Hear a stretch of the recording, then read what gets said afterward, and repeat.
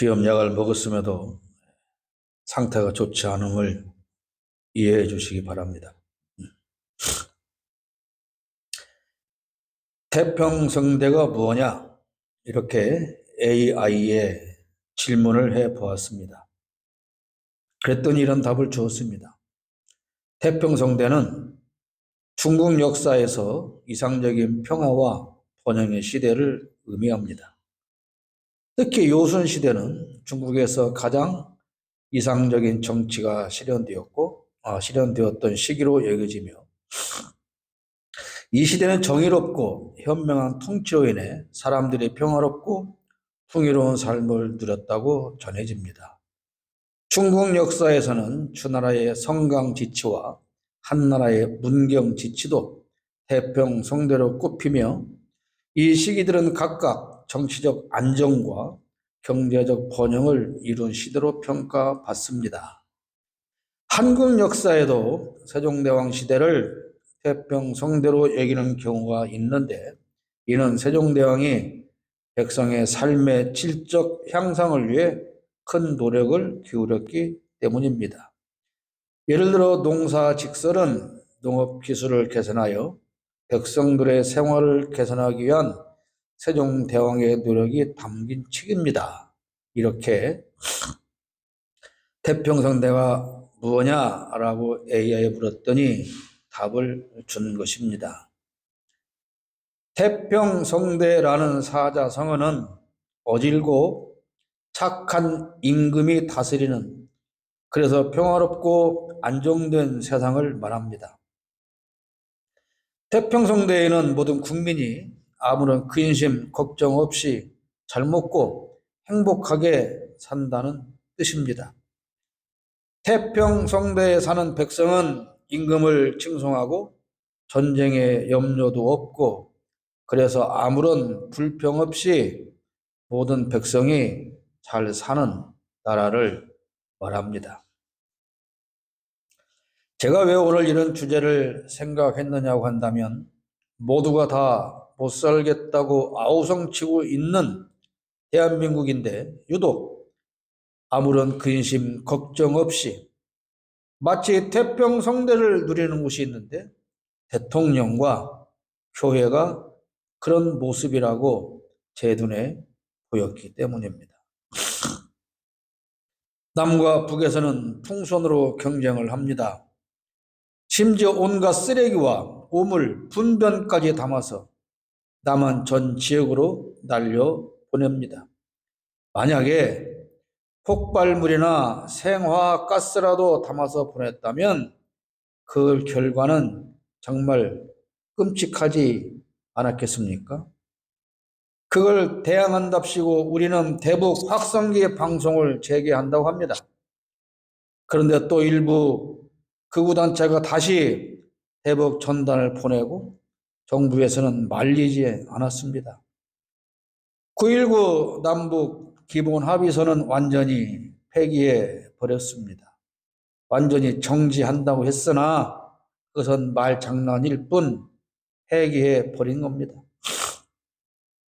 그렇게 군사 합의를 파기하고서 하는 말이 이제 우리는 군사 분계선 인근에서도 마음 놓고 군사 훈련을 하게 되었다. 모든 게 정상이 되었다라고 좋아합니다. 이것 때문에 전방 지역에 사는 한국 국민들이 불안에 떨며 잠을 못 자는 것이 정상화된 겁니까? 남북 간의 전쟁 위협은 더욱 높아지고 있습니다.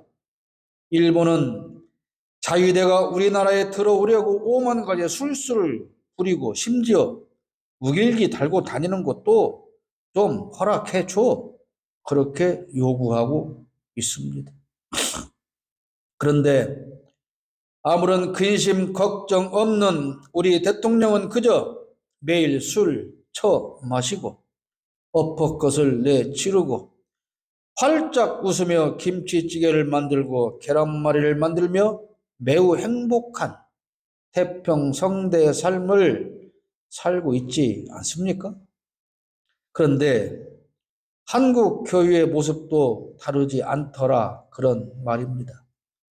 어떤 교회의 설교를 제가 들어봐도 나라와 국민에 관한 염려 따위는 일도 없습니다.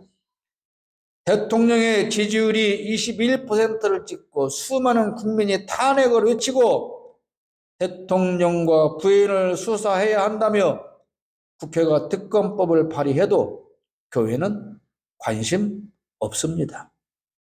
멀리 갈 것도 없이 10년 전 세월호를 타고 수학여행을 가던 아이들 포함해서 304명이 깊은 바다에 수장되었을 때도 교회는 진실 규명을 말한 적이 없고 교회는 진심으로 애도를 표하거나 추모한 적도 없었습니다. 지금도 그렇습니다.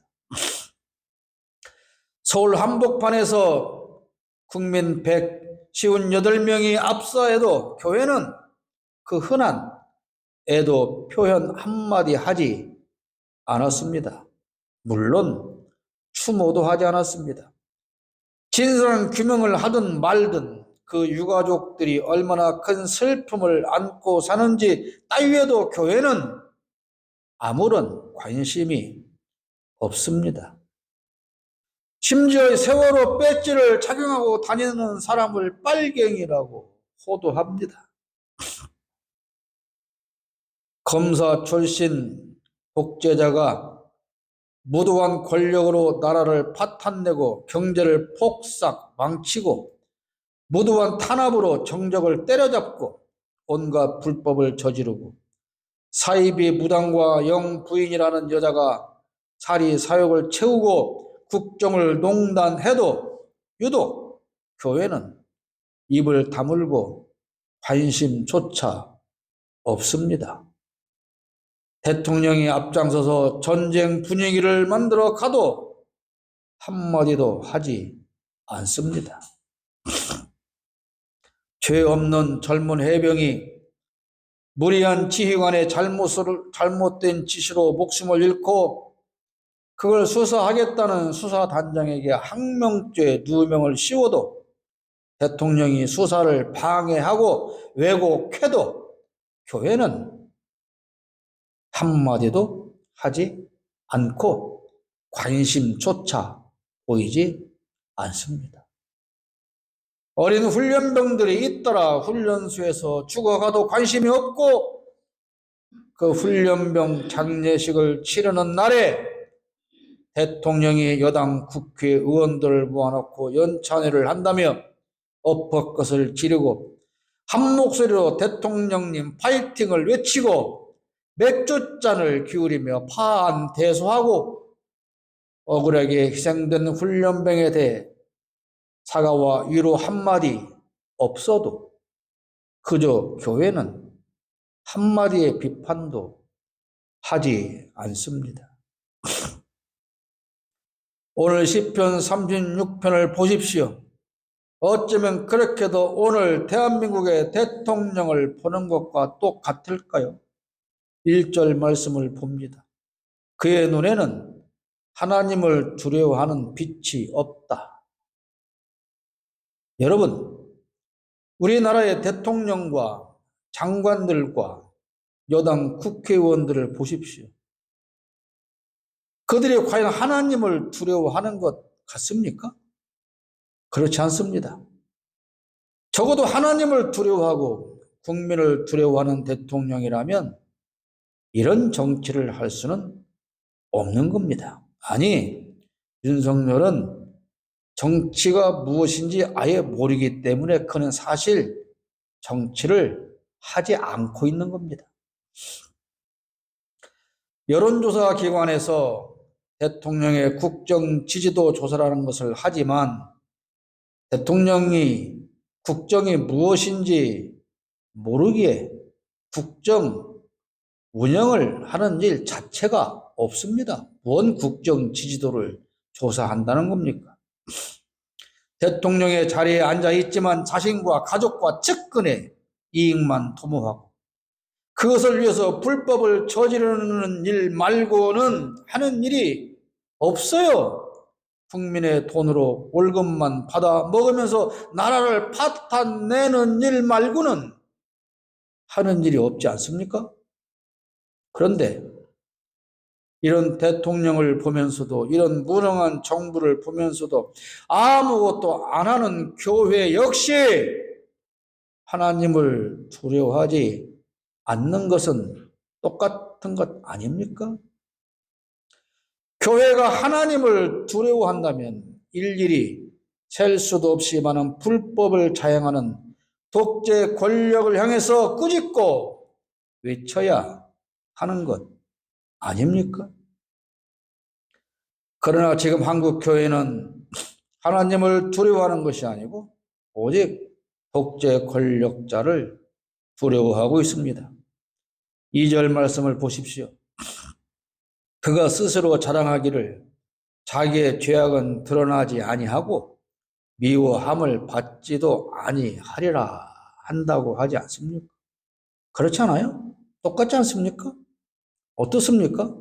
꼭 윤석열 대통령과 그 무리들의 모습을 보는 것 같지 않습니까? 그들이 하는 짓을 보면 정말 자기들이 저지른 그 많은 죄악이 영원히 드러나지 않을 것으로 생각하면서 사는 것 같지 않습니까? 국민의 70% 이상이 대통령을 지지하지 않는다고 합니다. 그런데 대통령은 그런 사실을 모르는 것일까요? 여당의 사무총장이라고 하는 성일종이라는 국회의원은 방송에 인터뷰를 하면서 대통령이 원칙적으로 일을 참 잘하시는데 너무 엄격한 아버지 같아서 인기가 없다, 이렇게 주절거립니다. 이런 정신세계에서 사는 등신 같은 것들이 정치를 한답시고 설치고 돌아다니니 나라가 이 모양이고 이 꼴 아닙니까? 그래서 그들은 이렇게 삽니다. 3절 말씀을 보십시오.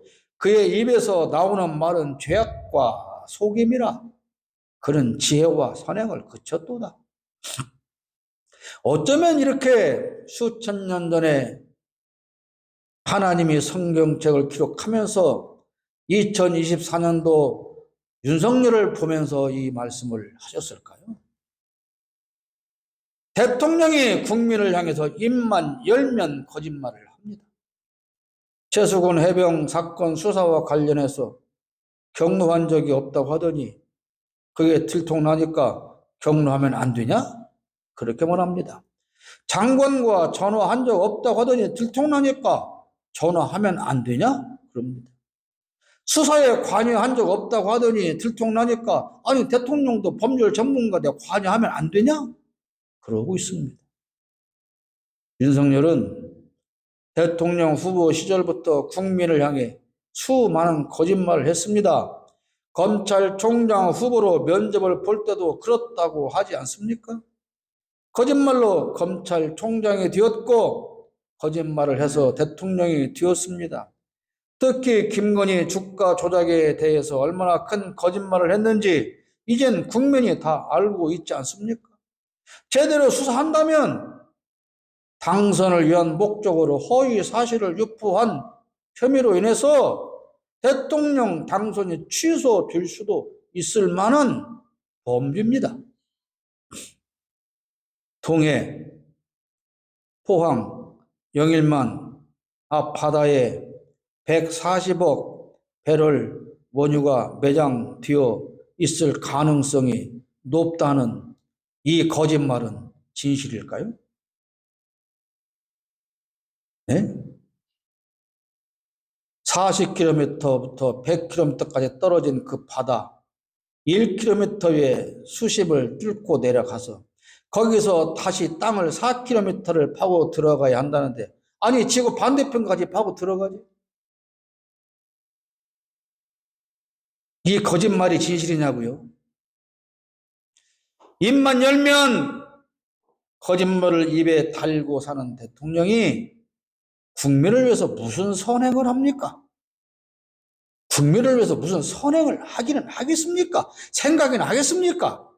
늘 국민만을 위하고 민생만을 위하고 더 소통하겠다는 거짓말 말고 그에게 어떤 지혜가 있습니까?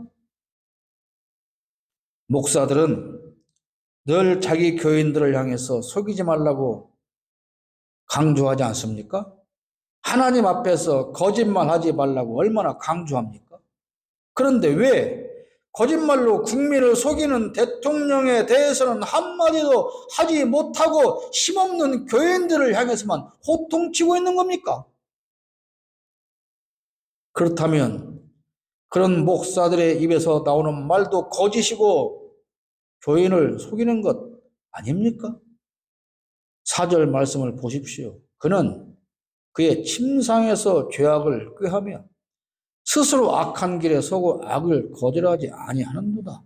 밤이나 낮이나 죄 지을 것만 궁리한다는 거 아닙니까? 대통령과 그 부인을 보십시오. 꼭 이 말씀처럼 사는 것 같지 않습니까? 저는 그런 생각이 듭니다. 내일부터 또 무슨 스탄 하는 나라를 향해서 해외여행을 떠나신다고 하시는데 글쎄요. 기내식 레시피나 좀 공개했으면 좋겠습니다. 대통령이 자나깨나 나라와 국민의 행복만 생각해야 하는데 그렇지 않고 자나깨나 국민을 속이고 자기들의 이익만을 위해서 악한 방법을 찾고 어떤 악의 유혹도 거절하지 않는 것으로 국민들 눈에 보이고 있지 않습니까? 그리고 이들을 수사해야 할 검찰은 그들을 감싸고 더럽고 추악한 범죄를 덮는 일에 매진하며 국민의 세금으로 잘도 처먹고 잘 살고 있지 않습니까? 지난 금요일에 대북 송금 사건 재판 결과도 마찬가지 아닙니까? 검사들의 공작이라는 사실이 만천하에 드러났는데도 판사는 진실을 외면하는 판결을 하고 그렇게 말했답니다. 그 밝혀진 사실은 그에 있다면 2심에 가서 따지셔. 나는 그냥 9년 6개월 판결할 거야. 그랬다는 거 아니에요? 그리고 이렇게 사건을 조작한 그 검사는 그 공을 인정받아서 해외 연수를 떠나셨다는 거 아닙니까? 아따 애썼다. 이재명 월급 내느라고 욕받네. 이제 해외에 가서 좀 쉬어라. 그런 거 아니에요?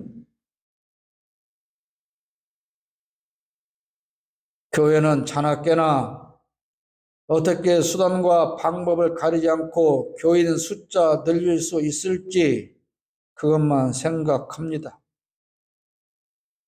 어떻게 하면 더 크고 웅장한 예배당 건물을 지을지 그것만 생각합니다.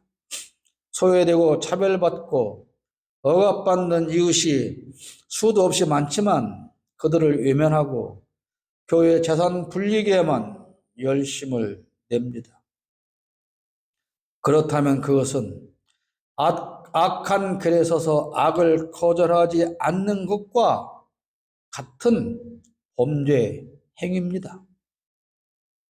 교회를 키운 다음에는 어떻게 자식에게 세습해 줄까에 대한 생각으로 침상에서 밤을 뜬 눈으로 보내지요. 침상에서도 악한 꾀만 생각하느라고 잠을 이루지 못합니다. 국민은 고통의 삶을 살지만 대통령은 태평성대를 삽니다. 이웃이 고통으로 몸부림치지만 교회는 태평성대를 삽니다. 그래서 국민은 희망을 잃고 절망합니다. 그러나 여러분 절망하지 마십시오. 우리에게는 의로우신 하나님이 우리와 함께 해 주십니다. 6절 말씀을 보십시오. 주의 의는 하나님의 산들과 같고 주의 심판은 큰 바다와 같으니 여호와의 주는 사람과 짐승을 구하여 주시나이다. 할렐루야. 우리를 구원하시는 이는 대통령이 아니고 목사도 아니고 교회도 아니고 오직 의로우신 하나님 뿐입니다.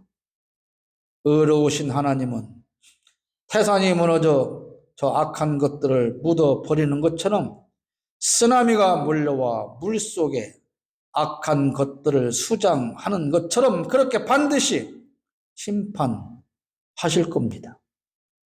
그리고 그 의로우신 하나님은 저 악독하고 무도한 독재 권력에서 반드시 우리를 구하여 내실 겁니다. 그리고 그 인자하고 보배로우신 하나님의 날개 그늘에 우리를 보호해 주실 겁니다. 7절 보십시오. 하나님이여 주의 인자하심이 어찌 그리 보배로우신지요. 사람들이 주의 날개 그늘 아래에 피어나이다.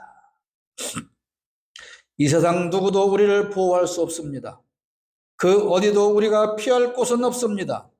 대통령이나 정치인이 우리를 보호하지 않습니다. 목사도 우리를 보호하지 않습니다. 교회도 그렇습니다. 오직 의롭고 보배로우신 그리고 전능하신 하나님 우리 아버지 그분만이 진정한 우리의 보호자요 피난처인 겁니다. 제 말입니까? 11절 말씀을 보십시오. 교만한 자의 발이 내게 이르지 못하게 하시며 악인들의 손이 나를 쫓아내지 못하게 하소서. 어떤 독재자가 우리를 억압해도 하나님은 그들을 반드시 물리치고 우리를 보호해 주십니다. 12절을 봅니다. 악을 행하는 자들이 거기서 넘어졌으니 엎드러지고 다시 일어날 수 없으리이다. 악을 행하는 자들이 윤석열 독재 정권과 검사들이 거기서 넘어졌으니 엎드러지고 다시 일어날 수 없으리라. 하나님의 약속의 말씀입니다. 악독한 검사 독재 정권은 결코 길게 가지 못합니다. 이 정권은 임기를 채우지 못하고 반드시 조기에 무너질 겁니다. 이미 무너지는 징조들이 보이고 있지 않습니까? 제 생각입니까? 아닙니다. 하나님께서 우리를 사랑하시기 때문에 하나님께서 우리를 보호하시기 때문에 그렇게 됩니다. 악독한 검찰청은 반드시 해체되고 말 겁니다. 다시는 검찰이 선량한 국민을 억압하지 못하도록 그 악한 집단을 엎어버리고 절대로 다시 일어나지 못하도록 하실 겁니다. 하나님께서 그렇게 하실 것을 저는 믿습니다. 교회마다 철에 따라 특별 새벽 기도회를 하지 않습니까? 새 생명 찾기 운동을 한다고 합니다. 잃은 양 찾기 전도를 한다고 합니다. 세상이 어떻게 돌아가든 나라가 망하고 국민이 고통으로 신음해도 교회는 그저 한 사람이라도 더 끌어다가 빈자리 채우는 일에만 관심이 있습니다. 그걸 위해서 특별 새벽 기도회도 하고 예산도 쓰고 설교 중심 메시지도 그런 내용으로 채웁니다. 그렇게 한 사람이라도 더 끌어다가 교회당을 채우면 그 결과로 세상에는 어떤 변화가 일어나는 걸까요?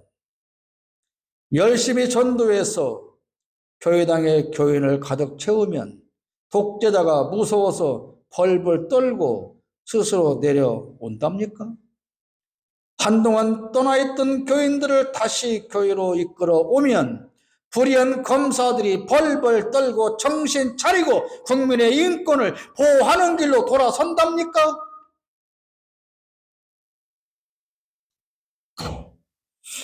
교회가 무엇을 위해서 특별 새벽 기도를 합니까? 교인 수 늘리기 위한 특별 새벽 기도회 하십시오. 그러나 그것만 하지 말고 망해가는 나라의 회복을 위해서도 특별히 기도하십시오. 독재 정권의 종말을 위해서도 특별히 기도하십시오. 권력을 이용해서 사리사욕을 채우고 국민을 외면하는 무도한 범죄자들의 처벌을 위해서도 특별히 기도하십시오.